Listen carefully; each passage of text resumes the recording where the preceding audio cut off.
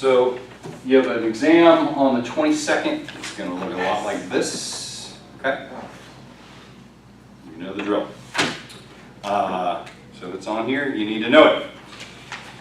First question here is draw these in the correct order. Well, I guess the first thing is we got to think about what's the order, right?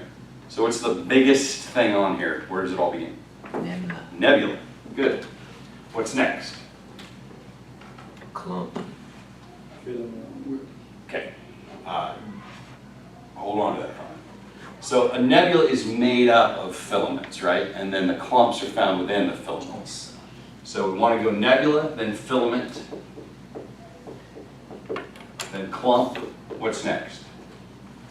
Cores. A core. Okay. What's next?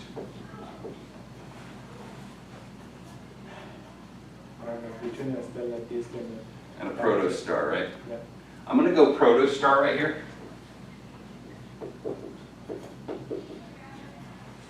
There's a reason for this.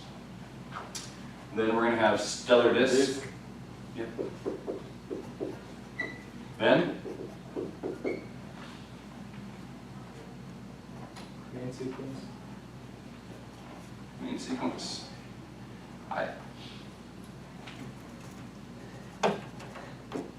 This is where I don't want to get overly ticky-tack. If you put a couple of these in the right, generally the right area, you know, at what point does it become main sequence? At what point does the planetary nebula thing happen? It's pretty simultaneously, okay? I'm going to go ahead right now. I'm going to put the planetary disk. Then I'm going to put main sequence. And that leaves us with Giant. giant. Good.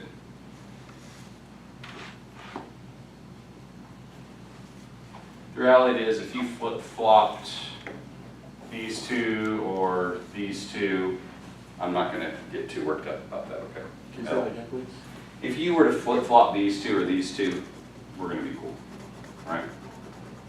Okay, so this is the, generally speaking, this is the correct order in stellar evolution, right? We go from this to this, okay? And if I were to draw them, I know you can't draw them perfectly, right? But maybe on a test, I would draw them and tell you, all right, what is this? And put them in the right order. Or I might ask you to draw them. I haven't decided yet. But a nebula, what's it going to look like generally? Just a big old mass of gas, right? So how do you draw that? I mean, I don't know, probably something like this, right? Just gas everywhere. A filament? A filament is like a couple of these things, right? So it's going to look more like just long lines. They can cross, but they tend to be actually kind of in layers. A clump, where would I find a clump? Inside the filament. In a filament. So I probably want to have like a filament drawn, and then it's going to be just a more dense region in that filament. Okay? A core will be inside of a clump. And now we're getting down to like just individual stuff. Okay? I guess it needs to probably be a little smaller. Then a protostar. What does a protostar look like? Looks like a star, maybe. Well, With Yeah. like, something's got to happen between here and these things, right? I mean, think about this as kind of a big old globular mass, fairly round. But down here, I've got a round thing and I've got this disc around it, right? Yeah. So there's a phase in between this and, you know, if I were to draw a stellar disk, you know, okay, there's a star, right? And there's a disk around it. Or I could draw it this way. I could draw a star and have like a big disk around it. So there's got to be a step in between. And that step in between looks more or less like this.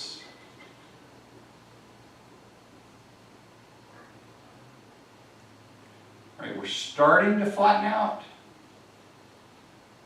we're not fully flattened out. We don't have this disk yet, okay? Between a stellar disk and a planetary disk is that the inside portion of this is gone. The planetary disk I will always want drawn like this, kind of a bird's eye view of it.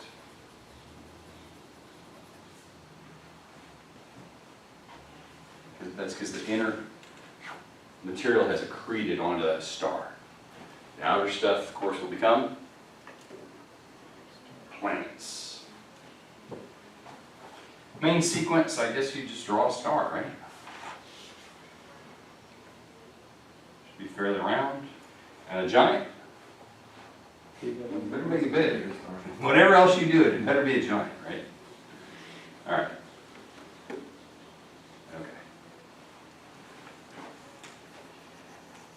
The reason I think this is worth drawing like this, and I've drawn this several times, right, is because it does, I mean, these steps show you something about the formation of a star, about their evolution. You've got this big old mass of gas.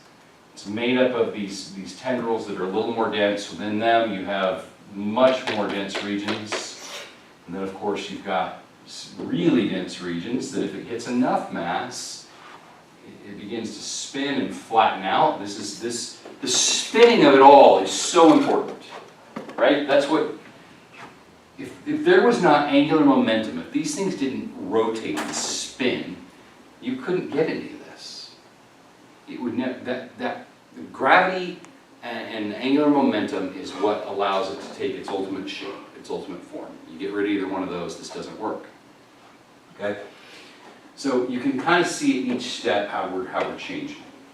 I realize right now my giant really just looks like a stellar disk, but you know what I mean. It should be kind of solid. All right. So that would cover number one. Let's do 2. Put these in order from the least to the most dense. So just look at this. Which thing here is the most dense? No, sir. These two have basically the same mass, right? What is density? What's the formula for density?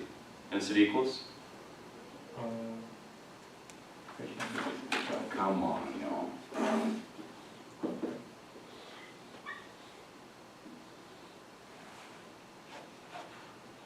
Slick, right? Volume.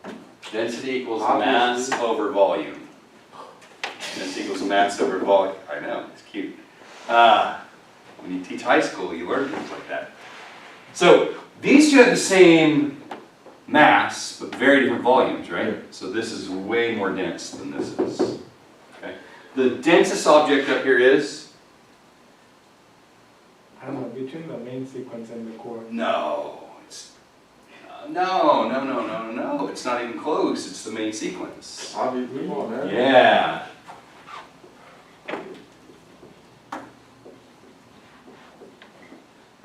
Remember, this core has to condense into all this stuff.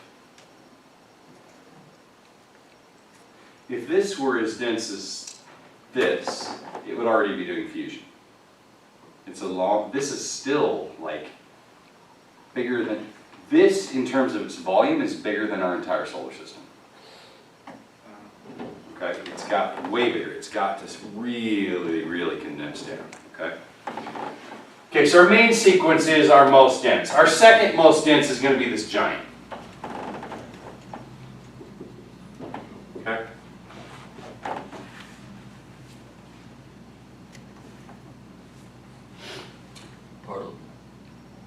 Everything else here is going to go like this. These are the only two things that are out of order for our density. Okay? So we go planetary disk,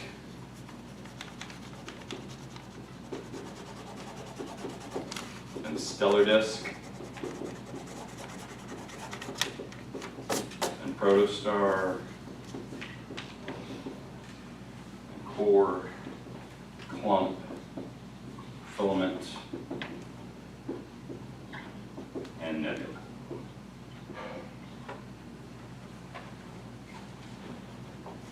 This has a huge volume. It's got a huge mass also, but the volume is so incredible. I mean, this is, I think they said this is potentially like 1 atom per 1,000 centimeters cubed. I mean, this is not dense at all.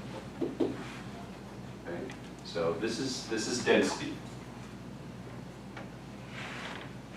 Most dense main sequence, least dense nebula.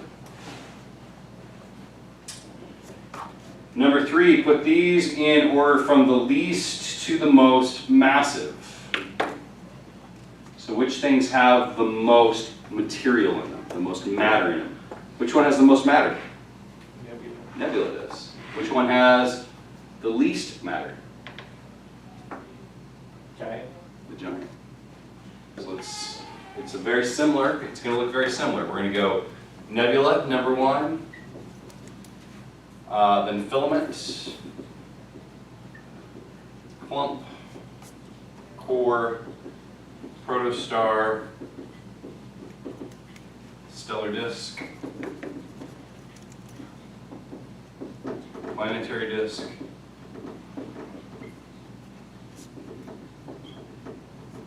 main sequence, and then giant. Again, the giant is bigger in terms of volume, but it's about 0.7% less in terms of matter. Okay, so you want those things down. Number 4, put these in order in terms of least to most hot. Okay.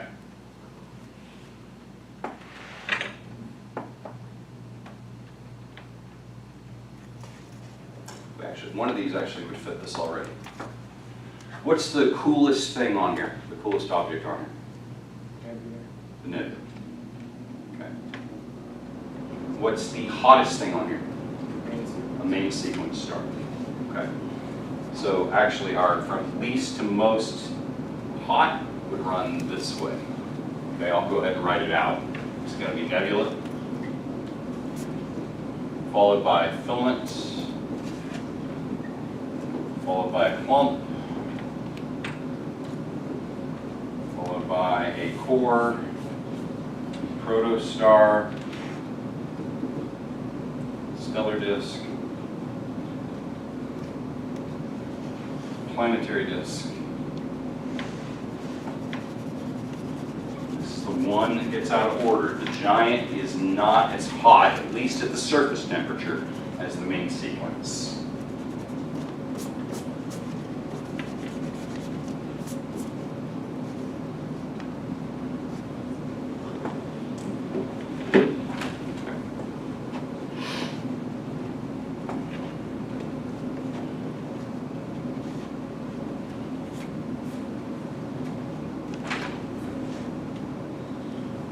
Next question. In every star, there is a balance between what two forces? Gravity and pressure.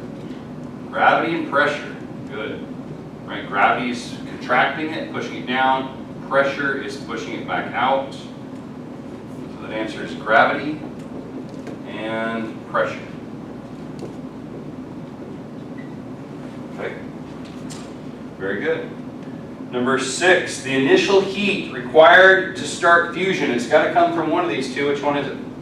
Gravity. It comes from gravity. Just things getting compressed down.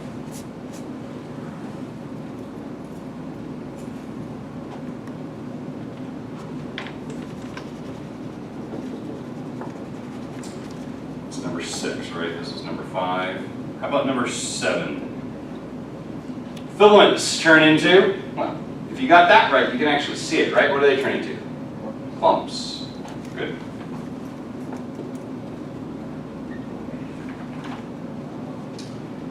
But now number 8 is why. Why does this turn into that? Well, there are two things. What causes anything to be attracted towards itself and get bigger and bigger and bigger? Gravity. Okay? And? You said it a second ago, brother. Rotation. Gravity and rotation.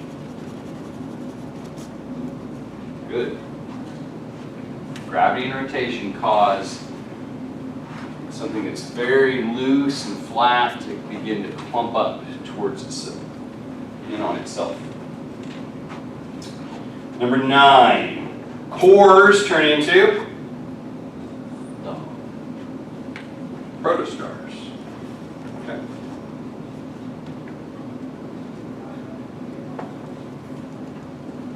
Cores turn into protostars because, number 10, because blank causes the material to flatten out.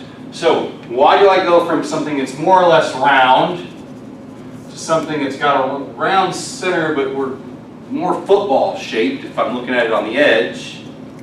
What causes that? What causes it to flatten out? Pressure. Not pressure, Gravity.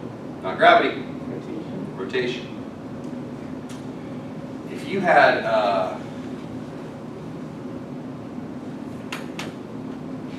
had some pizza dough, okay, just a big old ball of dough, and you put it on the middle of like a potter's wheel, you know what that is, right? You know, or middle of a record player. And you kick that record player on high, okay? And you had it perfectly centered, right? Now, if you know if you don't have it perfectly centered, what's happening to that pizza dough? It's flying off, right?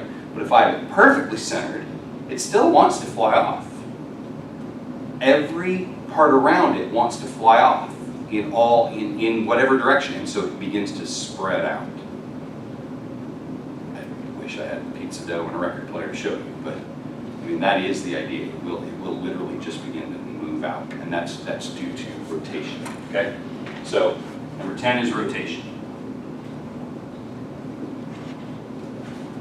All right, let's do the next one.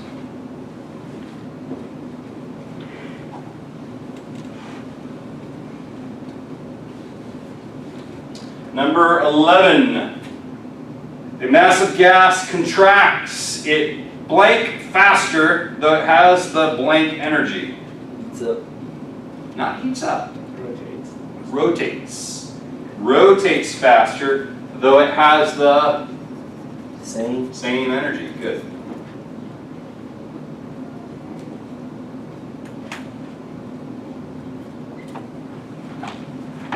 This is that whole thing about you know the gal who's doing figure skating, right? There's the same amount of energy whether she's doing this and spinning crazy fast or whether she's doing this and spinning slower. She wants to speed up, she's got to bring her arms in. If she wants to slow down, she's got to bring them back out. She has the same amount of energy, but because that energy is now dispersed over a greater diameter, the speed changes. Okay. Number 12. Once a star begins fusing hydrogen into helium, it is called a blank star. Main sequence.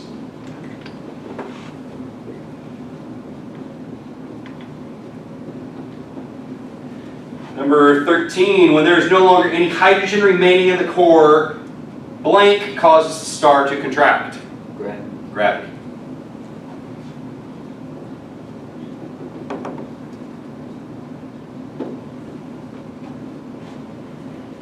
Number 14, this contraction causes the star to heat up, and then a new shell of blank will begin to undergo fusion. Hydrogen.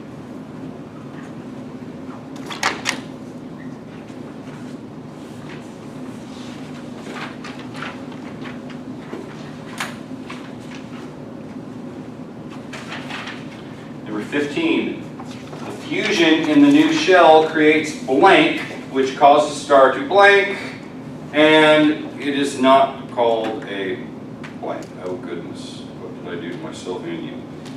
The fusion in the new shell causes or creates blank, which causes the star. So it does create energy, and remember the two things that are happening inside a star. What are the two forces? Pressure and gravity. Gravity goes in, pressure goes out. So I reignite. Remember, the star shrunk because of gravity and no pressure. The fusion stopped, so that thing just shrunk in, right? But now I ignite a new shell that creates more pressure, and so it's going to get bigger, right? And so that's the first part of this. I won't do this triple thing to you on a test. I'm looking at it now. It made sense when I wrote it, but now I'm going, oh, this will kill you. So I won't do that to you, okay? I will clean this one up. But number 15 is the fusion in the new shell creates pressure, which causes the star to expand.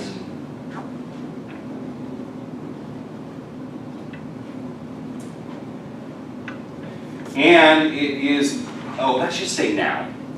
That should not say not, that should say now, okay? Fix that. It's a typo, sorry. That would have helped, right? Like, it's not called a main sequence star? I mean, that would be true. Why would I write that? It is now called a giant. That's great. Number 16. Which I'll catch up there. I'll do a little erasing. This side.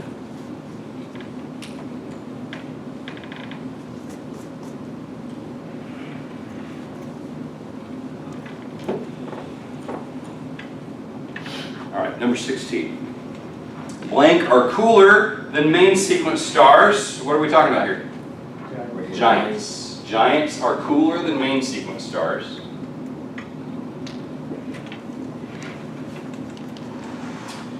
But because their surface area is so much larger,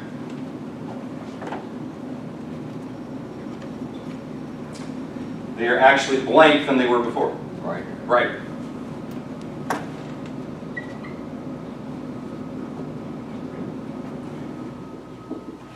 Number 17.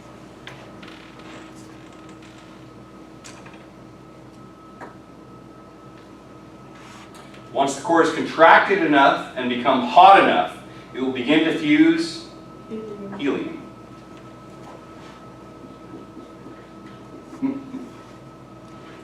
It will begin to fuse helium into other elements such as carbon or nitrogen. Number 18, in all stars, if there is no blank from fusion, what's coming from the fusion?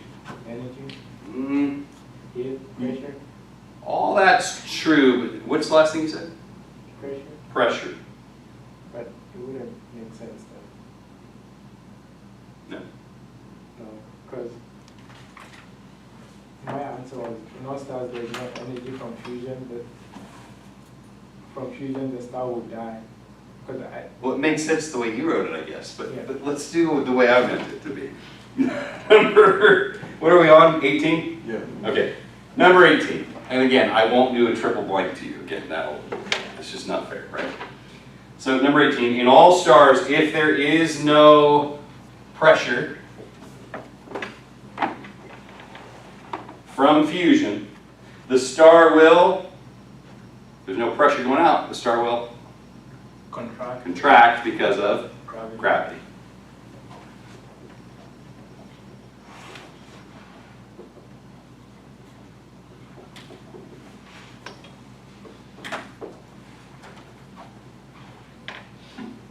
So pressure, contract, gravity.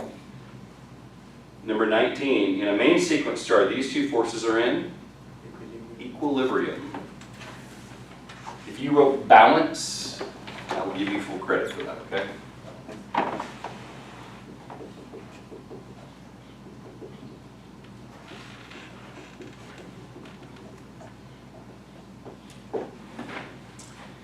Number 20, if blank is winning, the star gets smaller. Gravity. These are just conceptual checks, right? Number 21, if blank is winning, the star gets bigger. Pressure. Okay. Number 22, the force of blank comes from fusion. pressure. Pressure. Okay.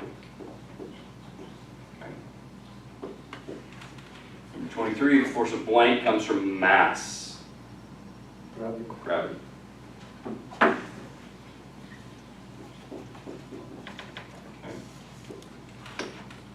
Number 24.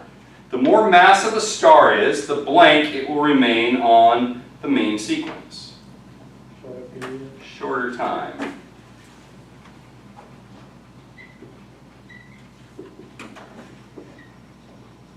Bigger stars have more mass and more hydrogen, but they burn through it exponentially faster than a small star does, so they don't last nearly as long.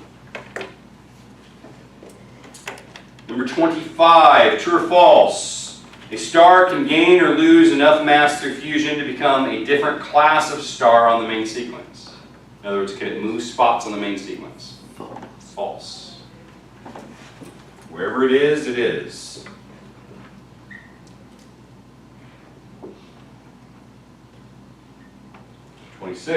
True or false, a star can change its place on the HR diagram. Now, I don't mean on the main, it's not going to move on the main sequence, but can it move on that diagram? Yes. Yeah. It can go to a giant, it can go to a white dwarf.